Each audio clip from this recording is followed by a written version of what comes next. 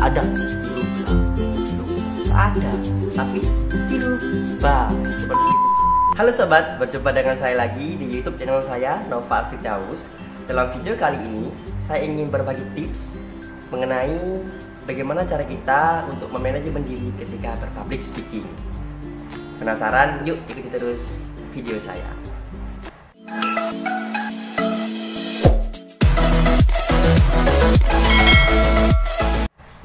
Yang kita bahas dalam video kali ini mengenai manajemen diri ketika public speaking, tapi secara general, secara umum. Kita tidak membahas spesifik mengenai MC, kita tidak membahas spesifik mengenai pidato ataupun yang lain sebagainya. Tapi di sini kita membahas secara general, secara umum, bagaimana cara kita agar bisa manajemen, mengatur diri kita ketika berpublic speaking.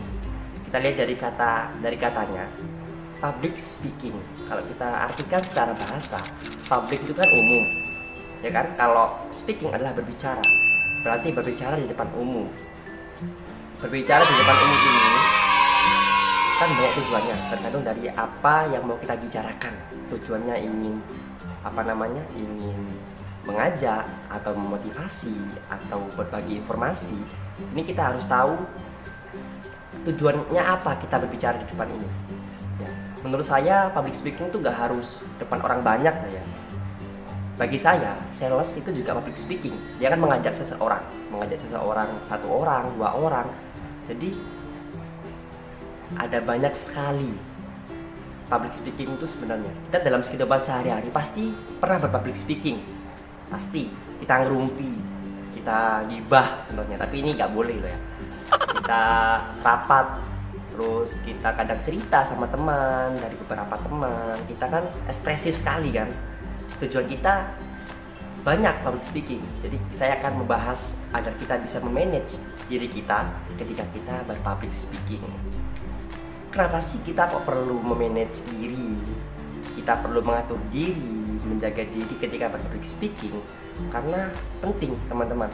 Kita pernah nggak sih ketika kita public speaking, ketika kita ngomong di depan teman, di depan orang lain, di depan umum, kita itu dikacangin, ya kan? Kita ngomong antusias, kita sangat semangat, kita gini. Tujuan kita ngomong tuh A, ternyata dikacangin, mereka nggak ngobrol sendiri, mereka tidak menghiraukan.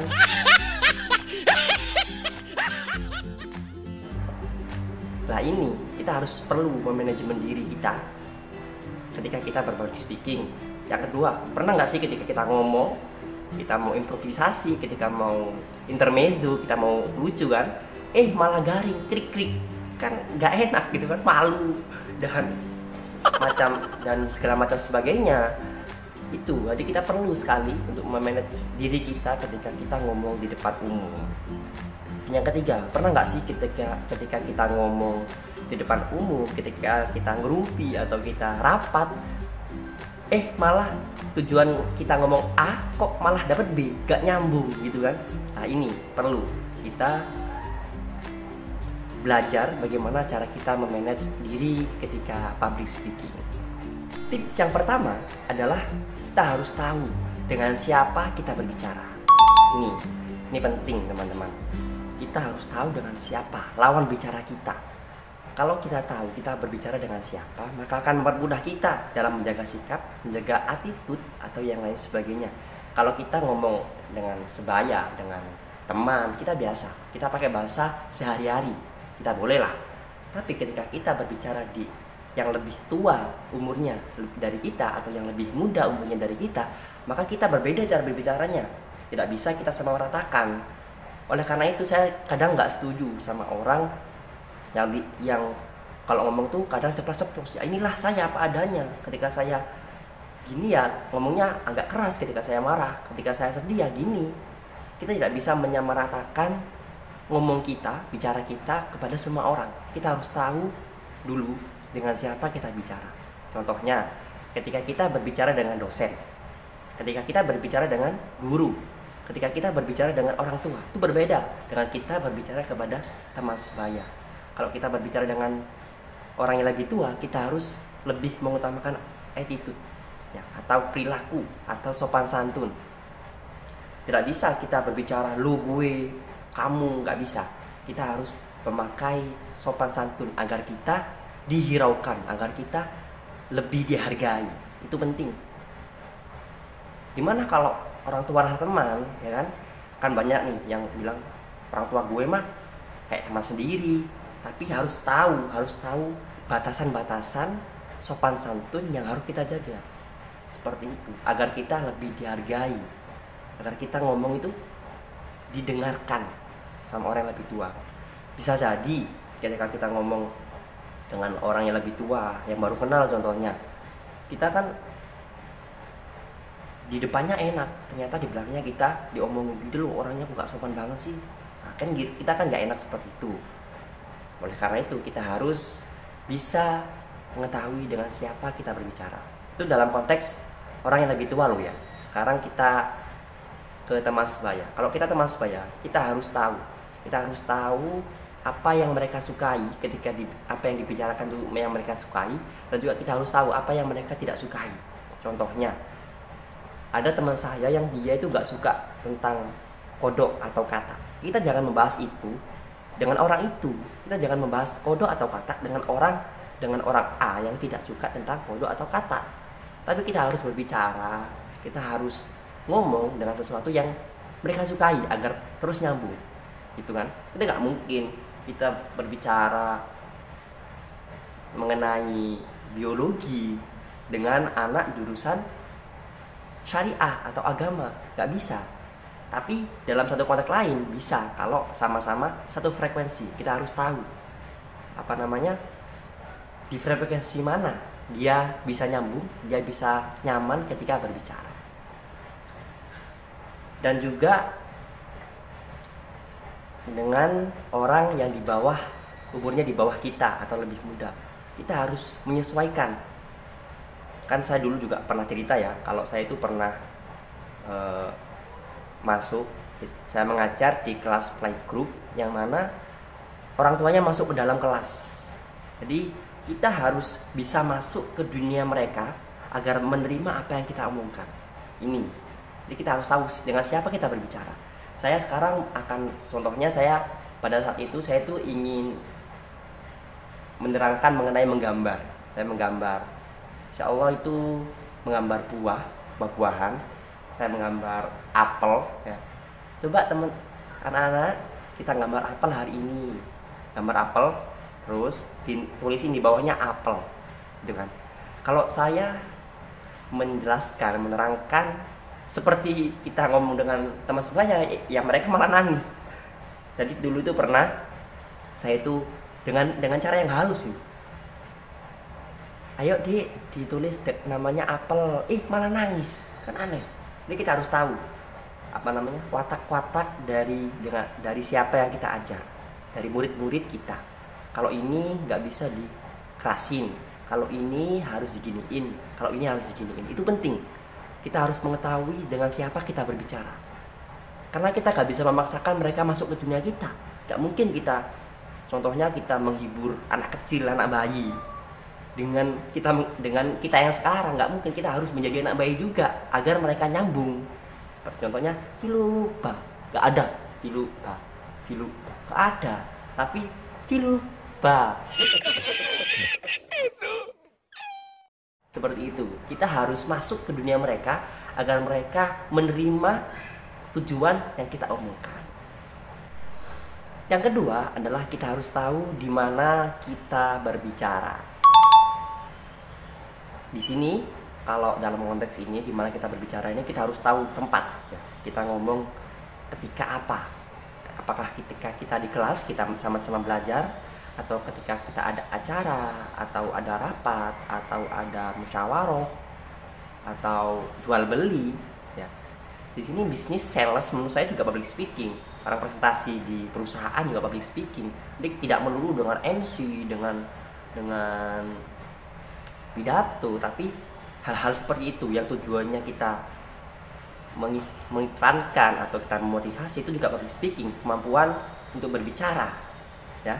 Jadi kita harus tahu tempat di mana kita berbicara. Kalau kita berada di rumah keluarga, kita ada rapat keluarga semuanya, kita harus tahu peran kita di mana kita berada. di keluarga, ya udah kita pakai bahasa yang ada di keluarga. Terus ketika kita rapat, kita harus tahu kita itu sebagai apa ketika rapat, di mana kita berada. Kita harus pakai bahasa yang sesuai ketika rapat. Kalau kita rapat kan kita harus pakai bahasa yang semua itu mengerti. Seperti itu. Di mana kita berada? Di kelas. Contohnya kalau kita di kelas. Sekarang saya berada di kelas. Berarti saya menggunakan bahasa yang itu sesuai dengan kelas. Gak bisa kita menggunakan bahasa di kelas dengan bahasa kita sehari-hari. Itu kan. Kalau saya ngomong dengan teman saya di kelas, terkadang itu berbeda ketika saya ngomong di teman saya ketika kita nongkrong, berbeda. Kita harus bisa membedakan itu agar kita bisa dihargain, gak dikacangin, dan juga gak krik-krik gitu. Tidak tahu itu di tempat lain. Tidak tahu itu di tempat lain. Penting juga ini pengalaman saya pribadi. Kalau kita berbicara, kita kan harus melihat tempat. Ya, kita melihat tempat. Kita harus mengetahui situasi dan kondisi tempat di situ. Kalau ini pengalaman saya, kalau kalian ingin memberi masukan, memberi saran, memberi kritikan secara personal, secara pribadi, atau kita mengkritik perilaku si A contohnya, jangan menyampaikan, jangan menasihati ketika di depan orang banyak. Karena apa? Karena terkadang menasehati di depan orang banyak itu malah tidak jadi menasehati, seperti ajang menjelekkan, membuli, ya kan? Kita mengasih tahu kelemahan orang itu si A kepada orang banyak, itu malah seperti mengejek. Jadi kalau kita ingin menasihati secara personal, kita sebaiknya, saran saya, nasihatilah ketika dia sendiri, jangan ketika ada orang lain. Karena menurut Imam Syafi'i, kalau kita menasihati ketika banyak orang, ketika di suatu forum secara personal, maka itu sama halnya dengan mengejek. Ini penting, di mana kita berbicara, attitude, memanage, mengatur diri kita. Kita tidak boleh ceplos-ceplos ketika kita berbicara di depan umum, public speaking. Kita harus tahu situasi dan kondisi agar kita dihargai ketika kita ngomong. Kita gak mau kan ketika kita selesai forum, malah ada yang melirikin, ada yang ngelabrak. Gak mau. Kita harus, meskipun kita benar, tapi kita harus tahu cara mengekspresikan kebenaran. Tempat harus sesuai. Terkadang meskipun benar, tapi tempatnya tidak sesuai, maka akan berdampak buruk. Baliknya, terkadang hal salah jika sesuai pada tempatnya, maka akan menjadi baik. Contoh, ketika kita berbohong kan, siapa yang bilang berbohong itu baik? Tapi ada kalanya berbohong itu menjadi hal yang baik. Seperti itu. Enggak semua. Contoh, ketika kan kalau bagi orang Islam babi itu kan haram, ya kan? Tapi ketika dalam situasi tertentu, dalam kondisi tertentu, maka diperbolehkan. Sama halnya seperti itu. Kita harus tahu, kita bisa benar dan baik itu harus sinkron, ya. Kita benar, tapi kita harus menyampaikan dengan cara yang baik. Itulah pentingnya public speaking. Jadi kita nggak asal ceplos-ceplos gitu kan, ngomong jelek nasehatin orang depan umum, kan dia kan malah malu. Jadi kita harus tahu tempat ketika kita berbicara. Yang ketiga adalah kita harus mengetahui peran kita saat berbicara, saat berpublic speaking. Kenapa kok saya bahas peran? Karena terkadang public speaking itu tidak hanya yang berbicara, tapi kita perlu adanya mendengarkan dan memperhatikan. Itu penting. Kita dalam berpublic speaking tidak melulu kita berbicara. Kita berbicara dari A sampai Z, tapi kita tidak mengetahui peran kita. Contoh, kita berpidato. Kan tidak mungkin kita selalu berbicara dari awal sampai akhir. Pasti ada sesi kita berdiskusi, ada sesi kita menyapa audiens, menyapa penonton, pasti itu. Jadi kita harus tahu peran kita. Ada saatnya kita diam, ada saatnya kita mendengarkan, ada saatnya kita berbicara. Itu kalau public speaking ya. Kalau khutbah kan, kalau khutbah Jumat kan tidak ada sangat resmi, sangat ritual peribadatan itu berbeda. Kalau kita bahas tentang pidato, tentang MC, kita harus tahu peran kita. Peran kita jadi MC. Jadi MC dengan pidato berbeda. MC pun ada 3. Ada MC non formal, ada semi formal, ada formal. Ya. Ketika rapat public speaking, kita rapat kan tujuannya untuk mendiskusikan atau mengevaluasi suatu kegiatan kita. Kita harus tahu. Jadi ini public speaking menurut saya itu tidak harus yang berada di depan. Ya. Kita ngomong di depan umum itu ada attitude-nya, ada etikanya. Makanya sekolah itu, makanya mulut itu disekolahin gitu kan. Jadi kalau contoh kita rapat, kita harus tahu kita sekarang menjadi apa. Contoh kita kan rapat kan dengan banyak orang ya, dengan banyak orang bermusyawarah. Gak mungkin musyawarah dengan 1 orang, gak mungkin. Jadi kita harus tahu kapan kita ngomong, kapan kita diam, kapan kita mendengarkan. Kita contohnya ketika rapat kita menjadi anggota, nggak menjadi CEO atau nggak menjadi ketua atau nggak memimpin rapat. Kita mendengarkan. Tapi ketika kita berbicara, itu kan udah berbicara di depan umum, di depan publik. Kita harus sesuaikan peran kita. Kita nggak boleh mengambil alih. Mentang-mentang kita udah sangat berpengalaman, ya kan? Kita anggota, tapi kita berpengalaman. Kita ngomong terus saja kan, sampai akhirnya yang lain untuk yang sampai koordinatornya, sampai ketuanya itu sampai kalah, seperti gak ada kemampuannya. Itu gak boleh. Kita harus tahu peran. Ada saatnya kita berbicara, ada saatnya kita mendengarkan. Kita harus fair.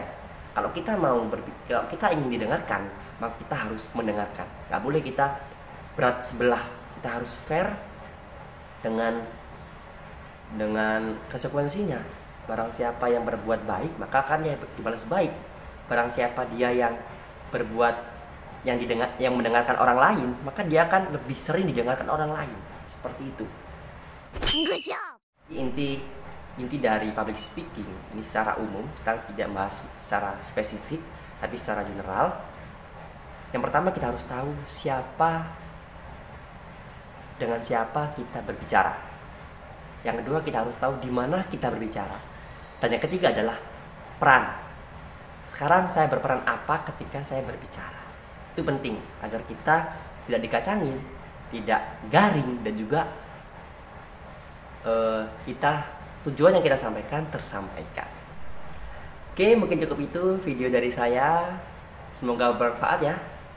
Kalau mungkin ada kritikan atau ada pertanyaan, silakan komentar di kolom komentar. Kita saling berdiskusi, kita saling belajar bareng.